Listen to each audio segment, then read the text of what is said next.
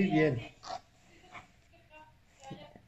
ya te estaba yo llamando como al lobo. ¿Te acuerdas de lo que nos enseñaban las lenguas? Lobo, ¿estás ahí? Sí, a mí me enseñaban unas cosas de Yele, Promón, Pacaleliuela y cosas de esas. Los lobos son muy afectos a los idiomas. Bueno, nos toca hablar del fuego. Acuérdense, les voy a recordar más bien de qué se trataba. Estábamos hablando de que lo que seguía, que eran los números en las cartas del tarot, que son los mismos que las cartas francesas del 1 al 10, Sota, caballo, reina y rey. Sota, caballo, reina y rey lo vemos después. Estamos viendo los números y en los números hay 4 palos. Bastos, copas, espadas y oros. Entonces, los bastos se asocian con el fuego. Y eso es lo que vamos a ver hoy, las asociaciones con el fuego y, si nos alcanza el tiempo, la relación número con las asociaciones de fuego. Vamos a ver qué es el fuego. Bueno, el fuego, de todos los fenómenos de la naturaleza, es quizá el que más asombro le ha producido a los seres humanos y el que desde luego ha tenido una función extremadamente importante. ¿Por qué? Bueno, pues porque el fuego ha sido fuente de vida y ha ayudado a la humanidad en muchos sentidos. Para darles un ejemplo, un orangután toma su comida en 5 horas al día. Nosotros más o menos en 1 hora ya comimos. Ese ahorro de 4 horas es muy importante. Un orangután no puede comer cereales, no los digiere. Nosotros los cocemos y los digerimos. Entonces el fuego ha sido muy importante. No les doy más ejemplos. Entonces se asoció constantemente con la religión desde la prehistoria, ya que en la mayor parte de las religiones antiguas conocidas, como por ejemplo los cultos de Egipto, de Mesopotamia, de la India védica, siempre son asociados a un símbolo solar que en general se relaciona con lo divino o la divinidad. Entonces hay una conexión muy íntima entre el fuego y la divinidad y el fuego y el sol. El sol provee luz y calor, el fuego también, de manera que es evidente la asociación. El sol es fuente de luz y calor, no podría haber vida sin el sol, y si está asociado con el fuego, finalmente al fuego se le da una categoría similar. Esta idea la voy a repetir 2 o 3 veces de maneras distintas. Entonces hay una íntima conexión ahí, y la llama del hogar es considerada como un fuego en miniatura. ¿Qué es la llama del hogar? Bueno, pues en las épocas remotas el hogar doméstico convirtió realmente, ¿cómo diríamos?, el cuidado del fuego en una práctica común, y esa práctica se daba sobre un lugar donde se ponía el fuego, y por eso se considera que en los hogares se hizo el primer altar al fuego. Se le llama, en otros lugares se le dice aditum, al altar. Bueno, entonces la llama del hogar se veía como un sol en miniatura. Eso era muy importante porque era como tener el sol en la casa. Estoy ajustando la camarita porque como que mientras más la acerco más se pierde mi cara. Bueno, entonces era tan difícil de encender el fuego y era tan peligroso quedarse sin fuego que realmente le dedicaban una enorme devoción. Era mantener vivo el fuego todo el tiempo para impedir que se extinguiera, porque era bueno para base de la vida, y no tenían cerillos, tenían que producirlo o con yesca o con una varita que tallaban en el sol, y con una gran cantidad de dificultades, que tallaban una varita de madera sobre otra hasta que se producía el fuego. Era muy difícil. Muy pronto se convirtió en el símbolo del alma. Esto es importantísimo de considerar. el alma era el fuego de la vida y también fue un simbolismo sexual, igualmente importante.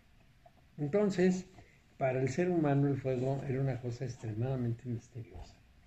Para el ser humano el fuego era como algo venido de más allá de la vida humana, de más allá del mundo comprensible, porque en última instancia lo que hacía era darle al ser humano un instrumento fenomenal. Por ejemplo, con el fuego lograban limpiar terrenos y cultivar. Con el fuego se protegían de los animales porque hacían un cerco de fuego para que los animales no los atacaran.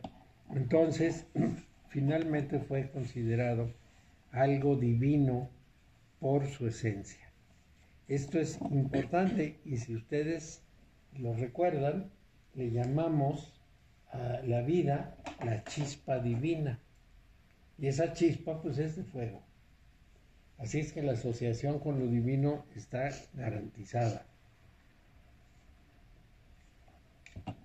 Estamos hablando, les quiero recordar, del fuego con relación a los bastos, al palo de bastos de la baraja. Entonces, chispa divina. Esa chispa divina sería prácticamente el as de bastos. Entonces, quizá no haya comparación más adecuada que la que asocia la vida humana a la llama de una vela. Por ejemplo, en las prácticas de tanatología, cuando una persona está ya muy preocupada de si vive o muere, ya cuando está en esos momentos difíciles, le ponemos una vela y le decimos, esta es su vida. Ponemos el fuego y le decimos, esta es su vida. Se va a ir extinguiendo poco a poco como la vela. Aquí se la dejamos. Entonces la persona está muy pendiente de la vela porque quiere estar viviendo. Y a veces le hacemos alguna trampa y le vamos cambiando vela para que no sienta que se le va a acabar, pero es muy importante. Hay varias personas. ¿Sí me oyes bien, Alejandra? Sí. ¿O no, no oyes? Sí oyes. Todo bien, perfecto. Entonces hay personificaciones divinas del principio del fuego, pero en mucha abundancia. Por ejemplo, los dioses Sol, Agni entre los antiguos arios, el Ra egipcio, el Apolo y el Helios de los griegos, el Vulcano romano, el Mitra persa, todos ellos son dioses solares. Y si nos apuramos un poco, el dios Yahvé y Jesucristo, sobre todo Jesucristo, son solares. Yahvé al principio fue lunar y después lo hicieron solar, pero a Jesús desde un principio lo consideran un sol. En Alemania, en Navidad, el 25 de diciembre cantan "Ha nacido un nuevo sol". En Bavaria me parece que lo hacen. Entonces, ese nacimiento del nuevo sol es una asociación muy directa en el caso de todas las religiones solares. Y aquí hablamos de la religión de los arios, de la religión egipcia, de la griega, de la romana e incluso de la religión de la India, pero nos faltan, porque en la romana hay un fuego doméstico, está la Hestia griega, la Vesta romana, las vestales, que eran como las monjas de Vesta, lo que hacían era cuidar el fuego permanentemente, y en los lares, los espíritus ancestrales solares que se llamaban en Roma, también eran representados en el hogar por el fuego. Por otro lado, Hormuz, el dios zoroastriano, era solar, era un dios de la luz, y entre los escandinavos, Botán era el fuego que resplandece, Thor era el relámpago y Loki era el fuego que arde. Entonces, como puede apreciarse, esta asociación del fuego con lo divino es muy importante. Vamos a acercarnos un poco más. Los chinos utilizaban una tableta de jade roja llamada chang, que se empleaba en los ritos solares y simbolizaba el elemento fuego. Entonces, para los chinos todo rito solar iba con fuego. Entonces, entre los jeroglíficos egipcios, el fuego está asociado a la idea de vida y salud. Es el calor en el cuerpo. También, y esto indica una transposición del símbolo a una energética espiritual, se le consideraba idea de superioridad y de mando. Todos estos atributos que estoy hablándoles son los que debemos ponerle a los bastos. Y en este caso estamos hablando de superioridad y mando. Los alquimistas, inspirados por Heráclito, decían que el fuego era un agente de transformación, era un impulso de creativo y de cambio y de regeneración. Esto es muy importante. Heráclito decía, todas las cosas nacen del fuego y vuelven a él. Ahora nosotros le llamaríamos energía. Buenas tardes. ¿Qué tal? Buenas tardes. Buenas tardes. Ahora le llamaríamos energía en vez de fuego, pero finalmente estamos hablando de lo mismo.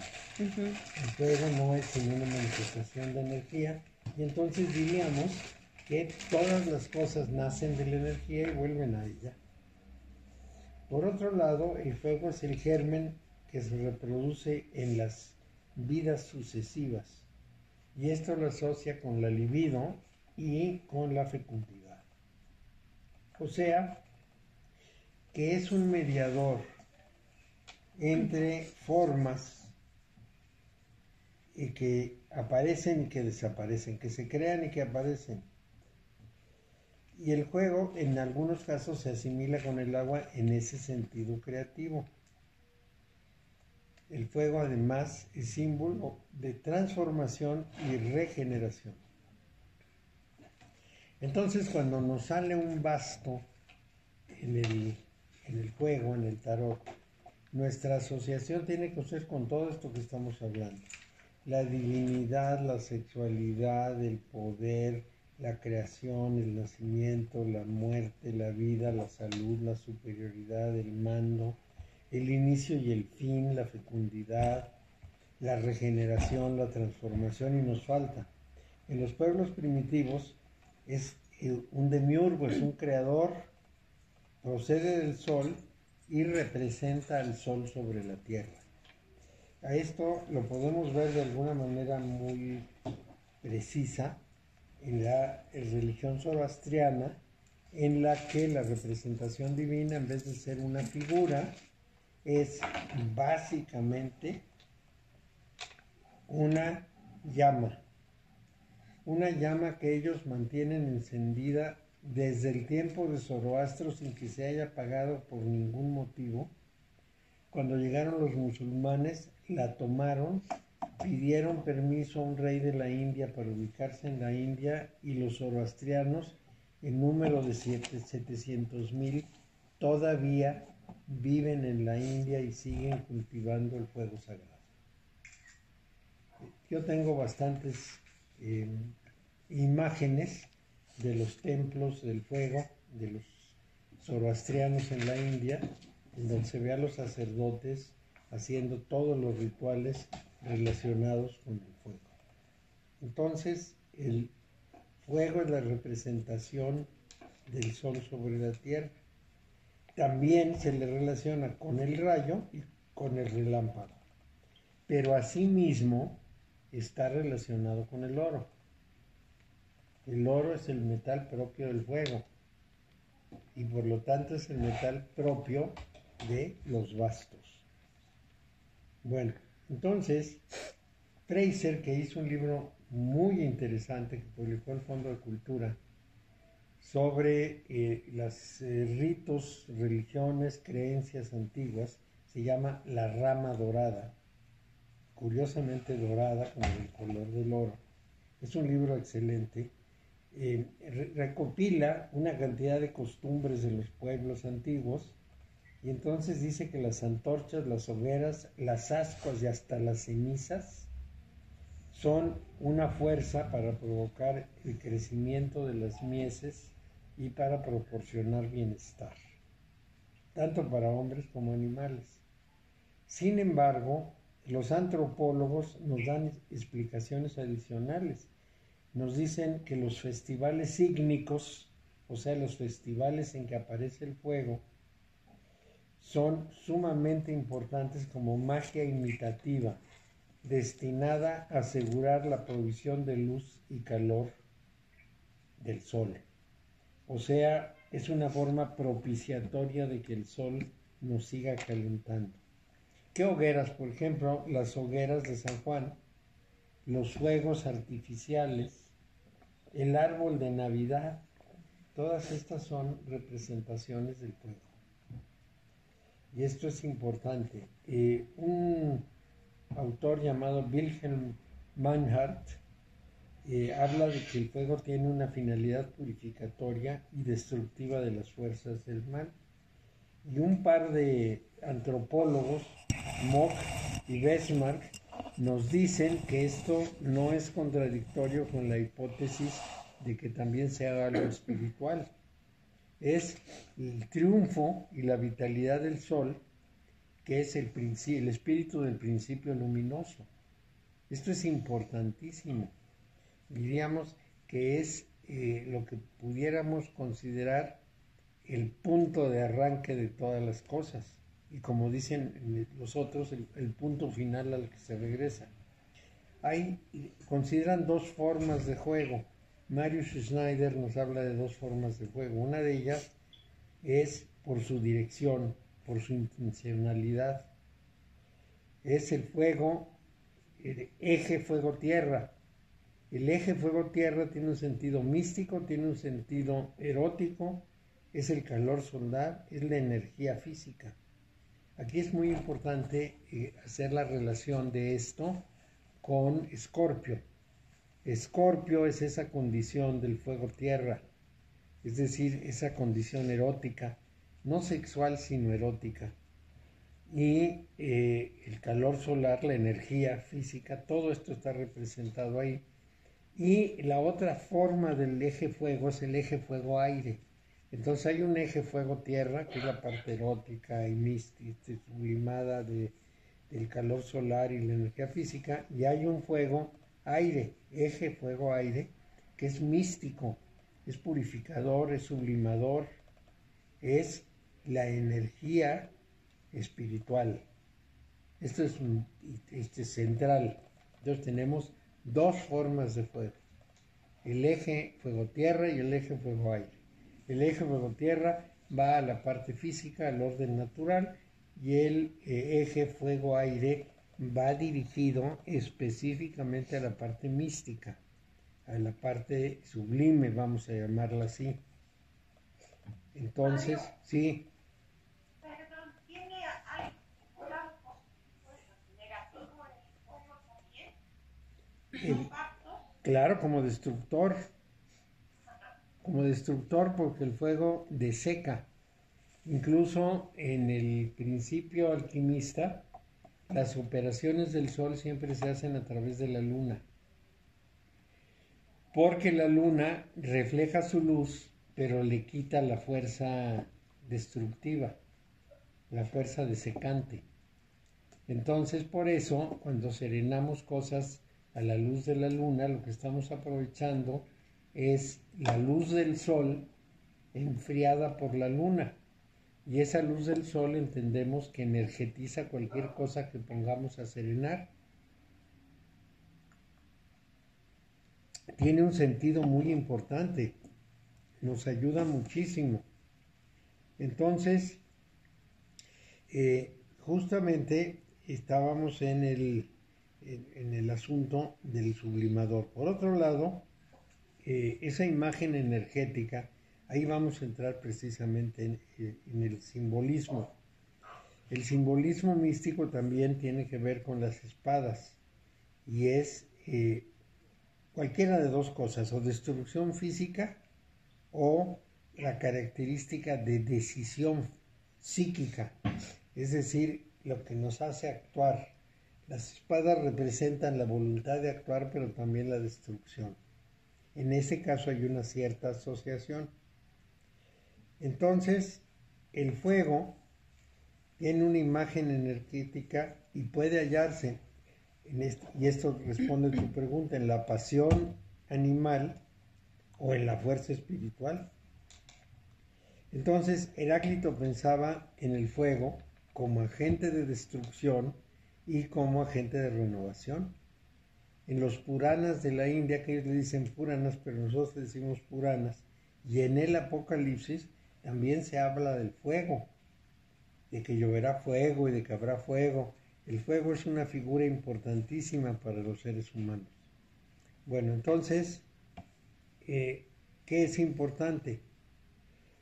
El fuego puede, decía Paracelso, dar la vida o quitar la vida.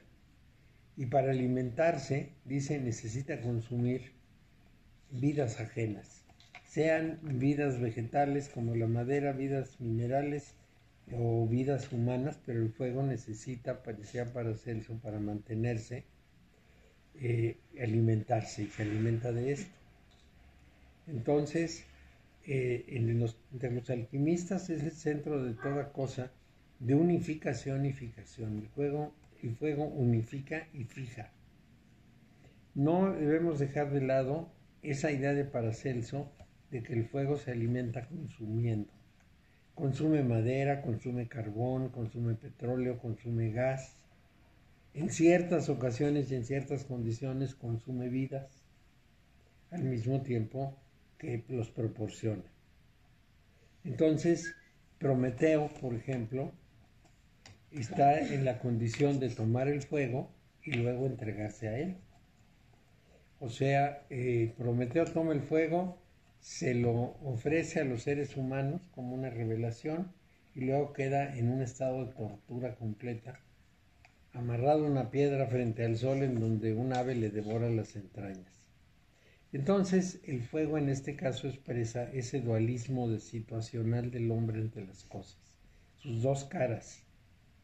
En medio, claro, está el fuego nada más para que nos haga beneficios, como para cocer en la estufa. Pero al fuego se le llama ultraviviente. ¿Por qué? Porque realiza un bien, el calor vital, y un mal, la destrucción y el incendio. Pero sugiere el anhelo de destruir el tiempo también. Con el fuego se extingue todo y se destruye su tiempo. Y lleva todo al final. Entonces, el fuego llevaría la imagen arquetípica de todo lo que es fenómeno en sí. Todo lo manifiesto es una forma intensa de energía. Nuestro cuerpo tiene una cantidad de energía impresionante. Vamos a verlo desde el punto de vista de la energía atómica. Un poquito de átomos, 300 kilos de átomos de plutonio vuelan una ciudad completa. Y para decirlo en personas, hay personas que de pronto se calcinan sin quemar hacia afuera. Es decir, encontramos una persona carbonizada con la ropa muy planchadita, pero completamente carbonizada. Y hay personas que estallan y dejan todas sus manchas alrededor. Todo esto es energía, y esa energía se asocia con el fuego. Y atravesar el fuego, que hay muchísimas ceremonias de atravesar por el fuego, es trascender la condición humana, según Mircea Eliade, que era un gran estudioso de los mitos, los sueños y los misterios. Entonces, todos los rituales de atravesar el fuego, de cruzar el fuego, de brincar sobre el fuego, por ejemplo, los que caminan sobre el fuego en la India, los animalitos de circo a los que hacen brincar sobre un círculo de fuego, y también algunas personas que brincan sobre un círculo de fuego, estamos hablando justamente de una idea arquetípica de sublimación. El que ha hecho eso ha trascendido la condición humana. Esto tiene bastante importancia visto a la luz de todo lo que pudiéramos considerar el inconsciente colectivo. Por otro lado, vamos a encontrarnos más elementos relacionados con el fuego. Es desde luego uno de los 4 elementos fundamentales clásicos, agua, tierra, fuego y aire, pero también de los 5 elementos chinos, que son madera, fuego, tierra, metal y agua. Y en el caso específico del fuego, tiene 2 funciones de ida, pues sí, una de ida y otra de vuelta. En la función de ida, el fuego funde al metal, y en la función de vuelta, el agua disuelve al fuego. Esto es importantísimo para los chinos. Ellos tienen una secuencia en que dicen que la madera alimenta al fuego, el fuego funde el metal genera el agua y el agua la absorbe la tierra y apaga el fuego.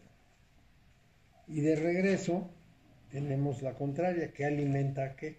Bueno, en el hinduismo vamos a encontrar muchas cosas importantes, pero son en la mayoría de las grandes culturas, al ser representación de la divinidad, habla de purificación, purificamos las cosas con fuego. ¿Qué es lo que nos dicen? Que podemos quemar al virus del coronavirus con el calor, para darles un ejemplo del calor, pero también matar otros bichos. Servimos las cosas para matar microbios, y los autoclaves. Ya te divagué con el vodka. Es que transmutando el fuego. Está Eva divertida porque le digo que yo hago gárgaras de vodka para, como no tomo cosas calientes, me echo mis gárgaras de vodka. Y les digo que quizá al final de la pandemia seré alcohólico, pero estaré vivo.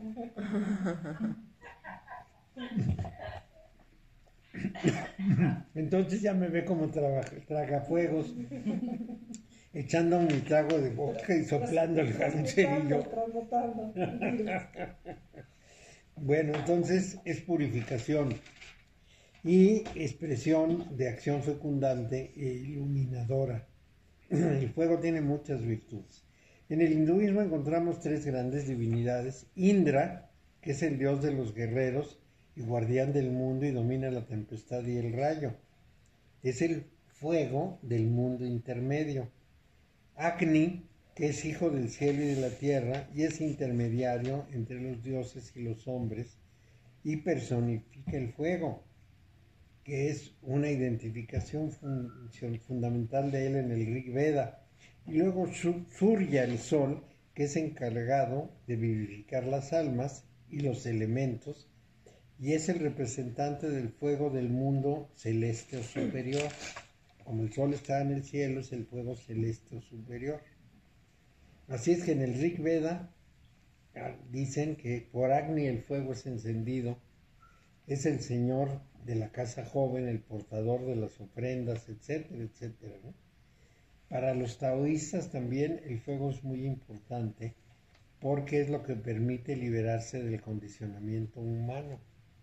Y los mazdeístas, que ya lo dijimos, que son los zoroastrianos, lo consideran un símbolo divino. En el zoroastrismo hay una frase muy interesante, más bien una oración, pero solo les voy a dar las líneas más importantes. Una dice: ante el fuego brillante yo declaro que me alejo del pecado, etcétera, etcétera. Entonces no es ante Dios, sino ante el fuego brillante. Y luego homenaje al fuego del sabio Señor. Esas son las 2 expresiones que lo asocian con la divinidad. Y esa oración justamente es una oración de arrepentimiento, que dicen que ya no pecarán, que se arrepientan de todo lo que dijeron en pensamiento, palabra y obra, etc. En el budismo se establece una correspondencia entre el fuego y el mundo interior o la iluminación. Esto es importante porque iluminación en última instancia es luz y la luz en última instancia es fuego. De tal manera que se establece esa correspondencia entre el fuego y ese mundo interior que termina en la iluminación.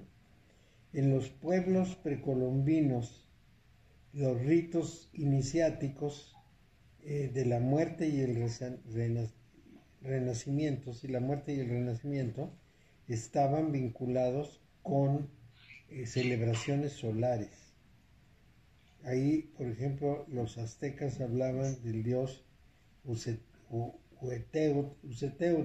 el viejo dios, y también de Cutli, que estaban en esa relación de vida, muerte, regeneración, renacimiento y fuego.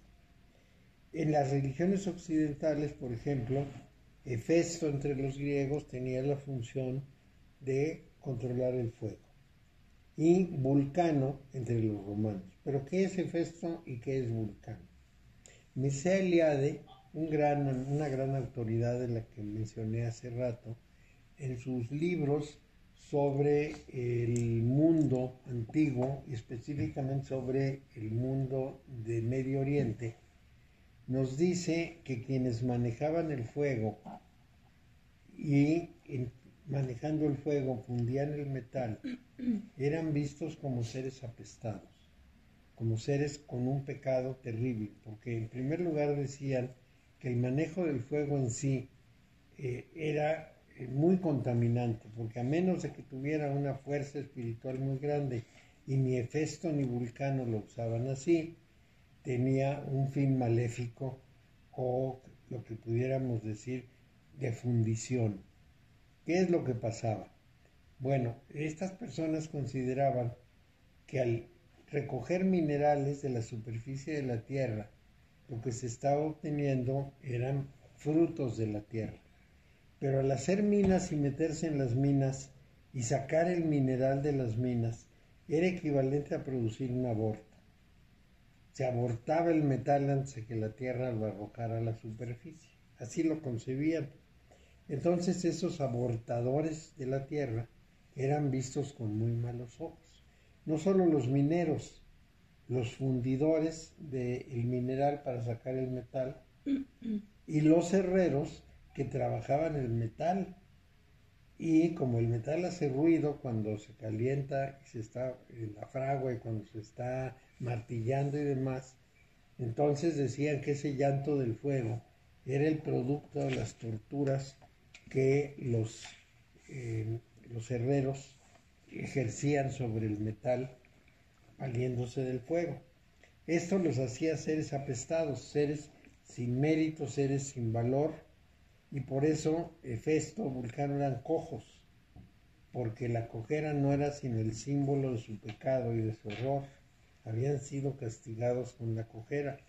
Y esa es una de las razones más importantes por las cuales los gitanos son rechazados y perseguidos, porque los gitanos eran inicialmente herreros, eran gente de la India que fue expulsada paso a paso y fue de pueblo en pueblo peregrinando y siempre viviendo fuera del pueblo, visto con sospecha, acusado de toda suerte de males, y asociamos mucho a los gitanos con puñales. Cuando menos García Lorca se pasa en eso de medida, porque los presenta como muy, muy dados a los puñales. Bueno, entonces ahí tenemos que Hefesto y Vulcano están castigados por su manejo del fuego y por su trabajo del metal, y su pecado les hace tener eso. En cuanto al cristianismo, bueno, pues resulta que el Pentecostés es una llama de fuego que le llega a los apóstoles. De manera que en la pura expresión del Pentecostés le estamos dando un papel a la llama. Los pueblos europeos siempre encontraron alguna forma de correspondencia, más bien de equilibrio entre el fuego y el agua, lo seco y lo húmedo. Por ejemplo, en el tarot, las primeras 11 cartas son la vía seca, solar, masculina, positiva, etc. Y las segundas 10 cartas, porque terminamos en 21, la 22 es el loco al que sacamos del juego. Las siguientes 10 cartas son la vía lunar o húmeda. También asociamos la mente consciente, es decir, el hemisferio izquierdo del ser humano, con la luz y el fuego, y el hemisferio derecho con la oscuridad y la humedad y el agua. Por eso todos los sueños y todas las interpretaciones psicológicas de corrientes de agua están relacionadas con el inconsciente, con los procesos inconscientes. Hemisferio derecho En el hemisferio derecho con el es fuego. agua. Oh. Es donde tenemos las emociones, los sentimientos, las intuiciones, la creatividad. Ujú. Y el hemisferio izquierdo, que es de la razón, que no es creativa, sino juzga en vez de ser creativa. La razón y la percepción, ahí estamos hablando de fuego. Entonces, en el ser humano se conjugan el fuego del hemisferio izquierdo y el agua del hemisferio derecho. El fuego del hemisferio izquierdo purifica el disparate del hemisferio derecho. El hemisferio derecho es muy creativo, pero sale a borbotones como hablan los locos. Y el fuego de la razón purifica y pone orden a eso. Eso no le quita el carácter creativo a la parte inconsciente. Lo que hace es decir que se requiere combinar a los dos. Ujú. De manera que en el ser humano se juntan ambos elementos y de ahí la importancia de su asociación. Es la representación alegórica de la dualidad cielo-tierra. Ujú. Curiosamente, al hemisferio derecho, a pesar de ser tan creativo, muchas personas lo ven como la tierra y al pensamiento como el cielo. Yo al menos los veo al revés junto con muchos otros autores. Nuestra virtud celeste es la virtud intuitiva y nuestra virtud terrestre es la percepción y el aterrizaje concreto de las cosas. Entonces nuestro hemisferio izquierdo debe asociarse con la tierra y el hemisferio derecho debe asociarse con el cielo, en rigor. Aunque se haga al revés, en rigor debería ser así porque el cielo es creativo y caótico y la tierra es práctica. La tierra es el derecho. La tierra normalmente se asocia a la tierra con el derecho, pero el argumento que les estoy dando es que hay que invertirlo porque el hemisferio derecho es el creativo, es el que inventa cosas, es el capaz de hacer una obra de realización y el otro nada más le pone orden. La razón le pone orden a todo el caos interior y lo saca en orden, pero no es creativo. Y la percepción tampoco, la percepción está completamente ligada a la tierra. Es nuestra facultad de ver, son los sentidos que nos engañan, pero en fin, está ligado a la tierra. Y en una obra de Cornelio Agripa, que fue un alquimista del pasado, que se llama Filosofía Oculta, nos dice que para cualquier operación bastan dos cosas, el fuego y la tierra. La tierra es paciente y el fuego es agente. O sea, el fuego actúa, es un agente, y la tierra es paciente y receptiva y recibe. Ese es por lo cual hay estas confusiones de asociación. ¿Cómo es el fuego en su estado puro? Porque los alquimistas hablan de un fuego en estado completamente puro. El fuego en su estado puro es invisible, es inmanifiesto, es inmenso, es invisible, es inmóvil, afecta a cuanto se le acerca, es renovador, es guardián de la naturaleza, emisor de la luz, inaprehensible por los resplandores que lo circundan y lo ocultan, y por supuesto esplendoroso. Eso es como lo define Cornelio Agripa.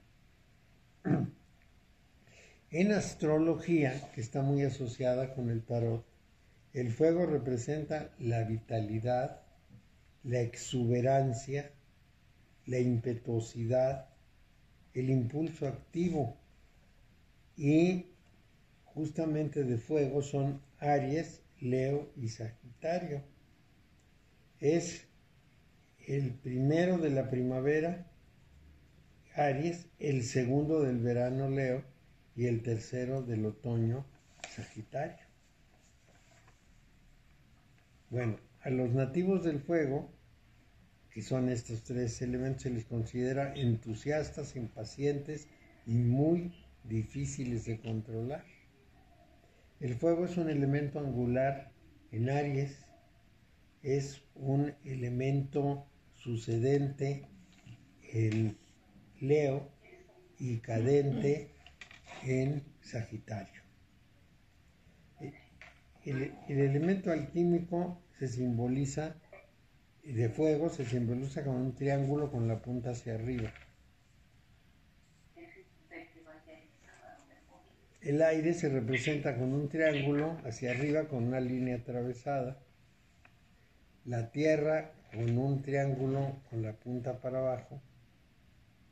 Y el agua también para abajo con una raya atravesada. Entonces, así son sus representaciones. En la teoría clásica de interpretación de los sueños, el fuego se considera un anuncio de la proximidad de un momento óptimo, de un momento creativo y de gran desarrollo. Todo esto que les he contado tiene que asociarse con los bastos. Entonces, les haré una listita para que cada vez que vean un basto decidan cuál de las distintas definiciones se aplica a lo que están viendo. Y que depende del contexto. Ya con el contexto hacemos todo. Hay otras menciones del fuego. El fuego blanco de la Cábala, que es el absoluto, el incognoscible o el Ein Sof, lo que nosotros solemos llamar Dios Padre. Los cabalistas le llaman fuego blanco. El ser absoluto. Ramakrishna, un gran santo de la India, decía que la divinidad, lo que nosotros conocemos como Dios Padre, era el absoluto sin atributos. ¿Qué quiere decir eso? Que no le podemos dar ninguna característica en su posición de absoluto. Y en su posición de manifiesto en el mundo tiene todas las características, todas las cualidades, positivas, negativas, y las que quieran. Entonces su posición absoluta es incognoscible y es inaprehensible. Y no lo podemos calificar de ninguna manera. Bueno, malo, grande, chico, no podemos decir nada de eso. Pero en su manifestación concreta tiene todos los atributos, de manera que es inútil hablar de eso. Los alquimistas llaman al fuego celeste, al don de Dios, para poder realizar la obra alquímica o gran obra, y también el fuego que ilumina al alquimista por dentro después de que alcanzó su objetivo. Fuego celeste. Aquí tenemos un ejemplo en Fulcanelli. Fulcanelli, el autor del libro El misterio de las catedrales, nos dice que cuando tenía 60 años y había trabajado muchísimo en el orden de la alquimia, se encontró con que el paso que seguía se llamaba agua viva o fuego vivo. Fíjense la asociación de agua y fuego. Agua viva o fuego vivo. Y él no entendía qué podía hacer eso. Y pasó los siguientes 20 años buscándolo, hasta que comprendió que tenía que salir de él, que no era un material que tuviera que sacar de afuera, que no era algo que tuviera que encontrar en la naturaleza, sino que salía de su propia voluntad. Y en esto se adelantó a la mecánica cuántica, que dice que la mente del observador o del experimentador es la que determina el resultado. Entonces Fulcanelli se pasó 20 años para saber cómo hacer ese último paso, que fue muy importante en su vida. Entonces, ese fuego lo lleva adentro el alquimista. Le llaman fuego de cenizas a todo el baño de arena que tienen que hacer para apagar un fuego cuando se da. Los alquimistas, que eran unos experimentadores natos, a veces tenían problemas muy difíciles. Por ejemplo, se les incendiaba el laboratorio o estallaba. Hubo muchísimas explosiones en el camino porque experimentaban con todo. Claro, en ese proceso descubrieron varios productos químicos e incluso aprendieron a purificarlos, y de ahí se derivó la química. Pero la química en general no fue la de los grandes alquimistas, sino la de otros seres a los que llamaban sopladores, porque lo único que querían era producir oro y les importaba muy poco el proceso interno. Entonces esos sopladores no tenían mucho mérito, pero como experimentaban mucho, a cada rato volaban. Déjenme prender la luz porque esto está muy oscuro. Los sopladores estallaban a cada rato y los tenían que ir a rescatar.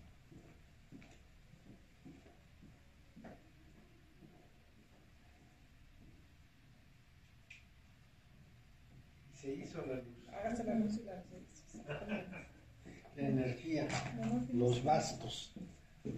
Bueno, también había un fuego de rueda, que era el fuego que tenía que estar continuamente produciéndose en el proceso de alquimia. Este fuego de rueda era precisamente el de la cocción.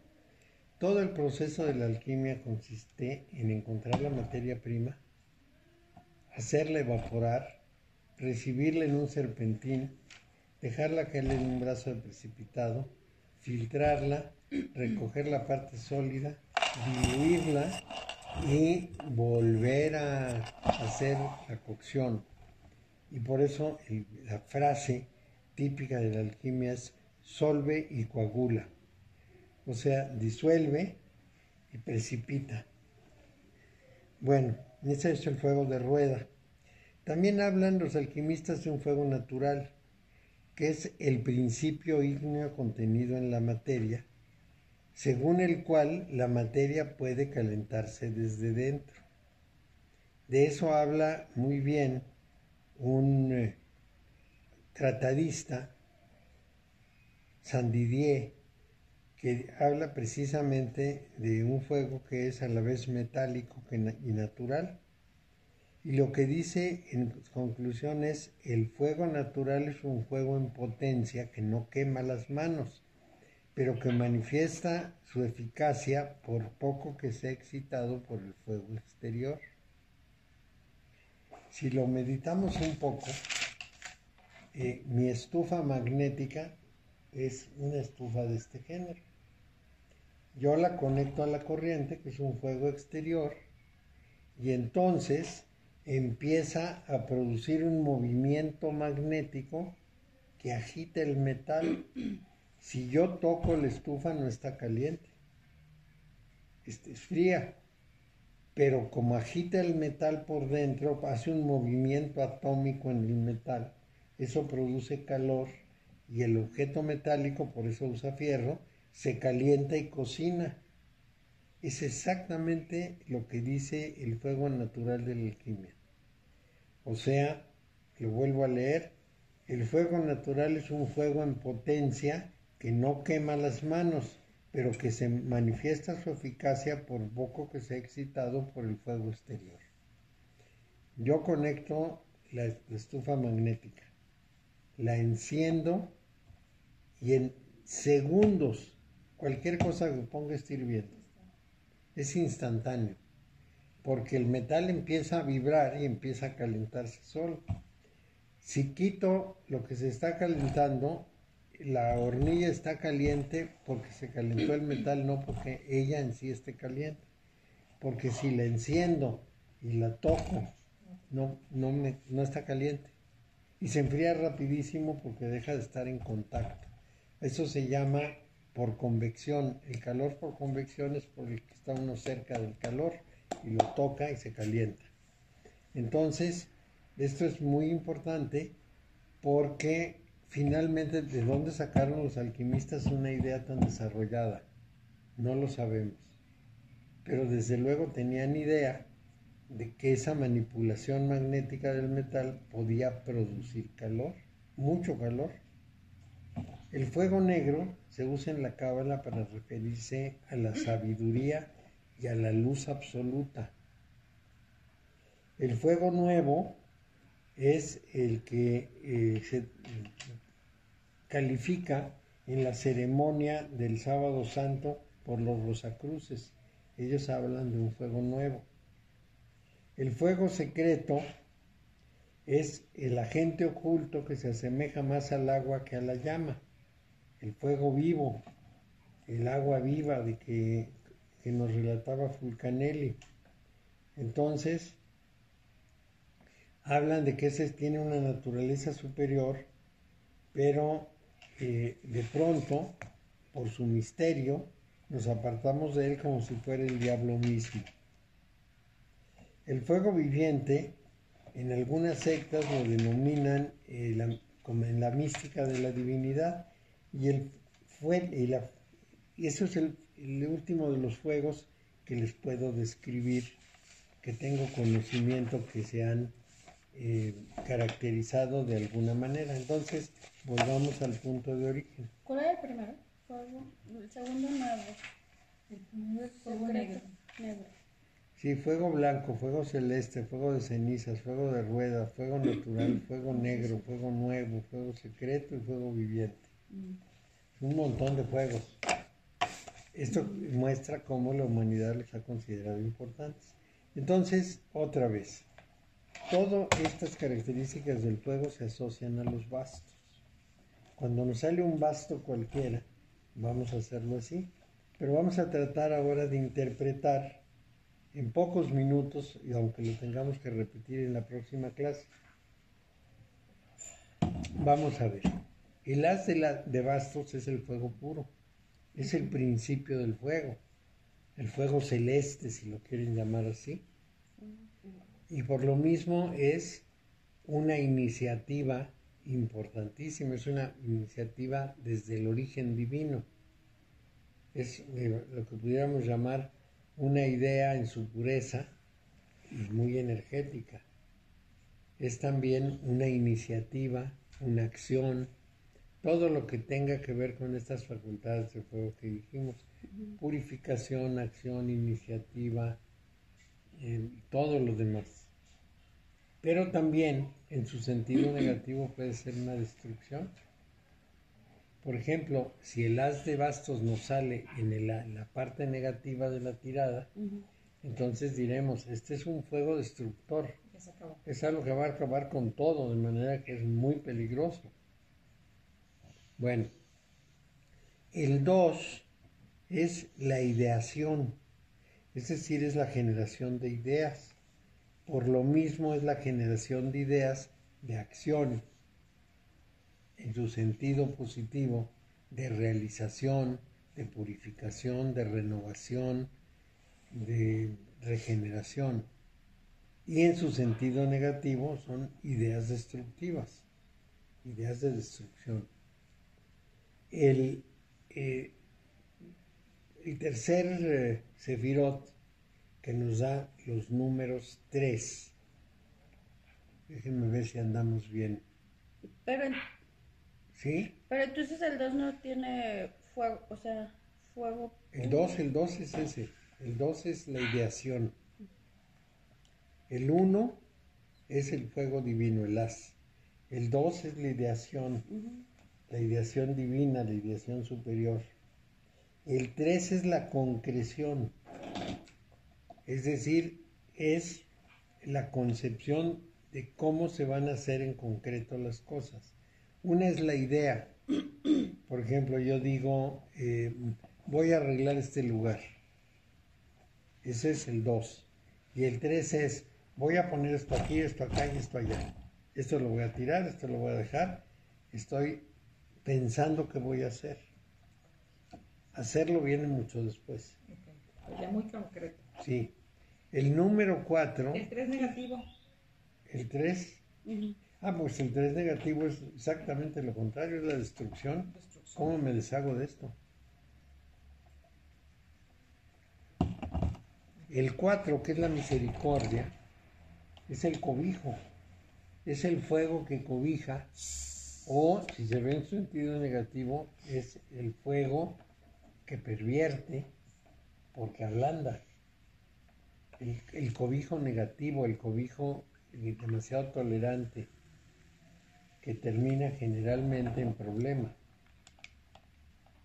Medio paguatón. Sí, es la protección tolerante.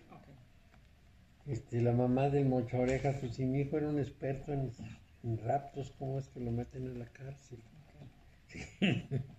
Bueno, el número 5 son los trabajos del fuego. O sea, todos los esfuerzos, todos los sacrificios, iniciativas, luchas, en fin, todo lo que es desgaste personal en el ejercicio de las cosas, porque está debajo de la realización, mientras que la misericordia que es Júpiter, está debajo de la ideación. El 5, que es Marte, está debajo de la concreción. Entonces, si yo tengo una idea de lo que voy a concretar, en este caso ya son los esfuerzos de concreción. Ya estoy trabajando porque las cosas se concreten.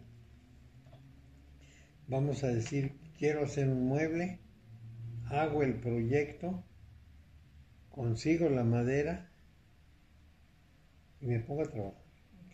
Y ese trabajo es sudor, sangre, sudor y lágrimas. Ya estarlo taqueteando. Sí. ¿No? La parte negativa. La parte negativa otra vez es la parte en que las cosas se desarman. En vez de realizarse, se frustran. Si lo quisiéramos ver en el régimen actual, es abandonar el aeropuerto e irse a Santa Lucía. El esfuerzo queda perdido. Debe haber muchos motivos, pero se perdió el esfuerzo. Y no lo podemos juzgar, pero sabemos que pues... Oye, ¿por qué dices que 5 está de este lado y 5 está allá arriba? No, el 5 es la carta. Ah. El 5 de este lado es el sefirot. Hay 10 sefirot y el 5 del sendero es el de la carta del sacerdote. No somos sacerdote. Esa es la razón porque algunas personas numeran los sefirot del 1 al 10 y entonces al 0 le llaman 11. El 15 sería 16 porque son 11 más. Bueno, entonces el fuego del 6, del número 6 o de los números 6, es un fuego iluminador, es el fuego del Cristo. Yo no vine a bautizar, voy a bautizar con fuego. Yo bautizo con agua, decía Juan, pero va a venir alguien que bautice con fuego. Es el bautismo del fuego, es el bautismo del Pentecostés, de la revelación.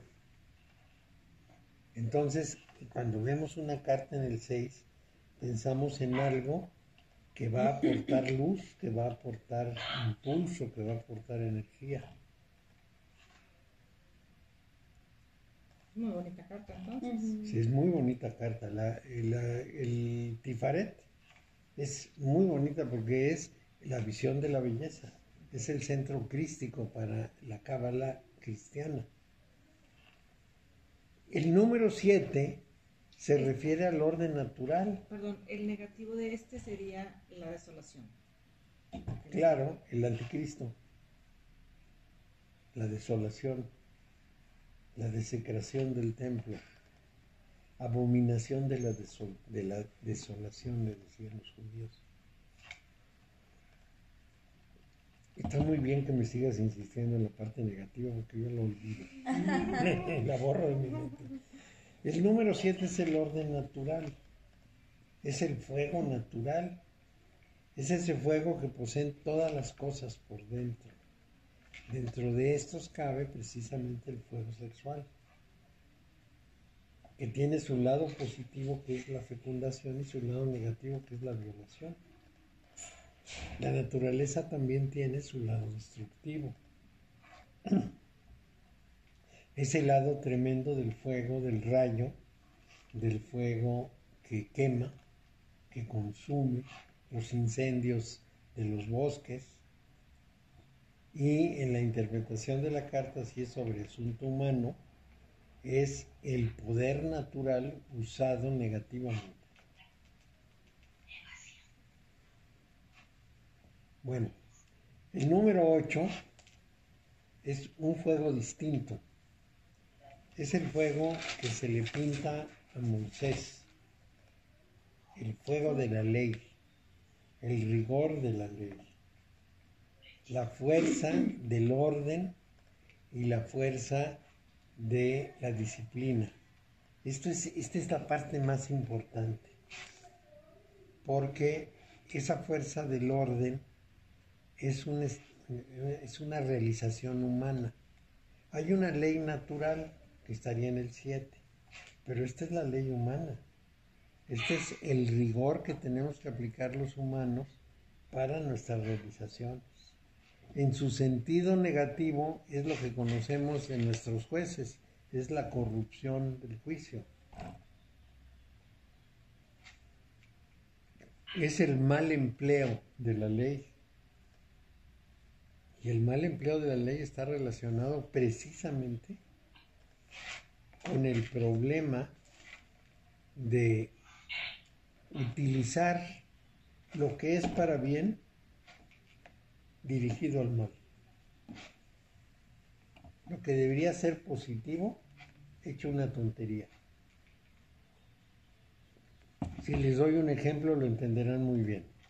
Agarran al marro y lo sueltan porque lo agarraron como no debían.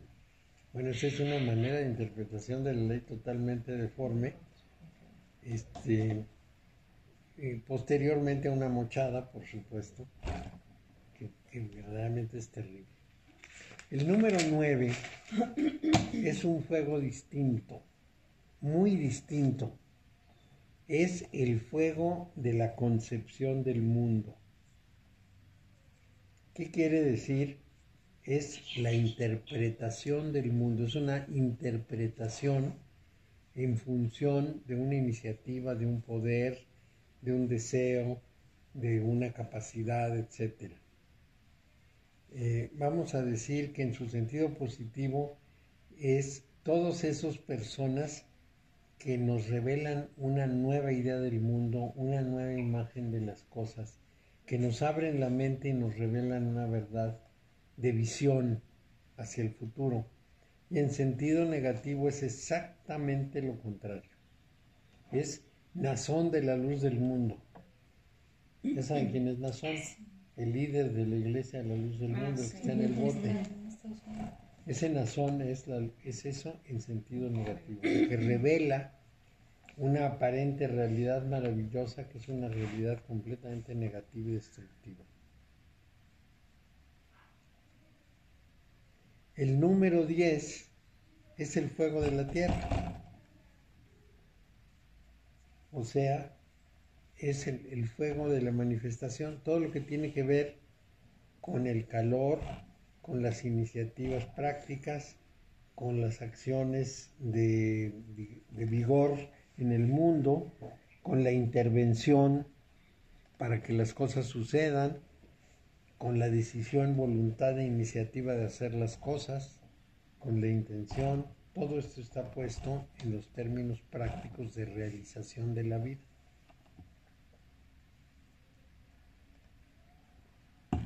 Ya sé que les dije un montón de cosas, Sí. y que hay que escoger cuando tenemos la carta enfrente y decir, ¿Cuál? de todo esto, por el contexto, tiene que ser esto.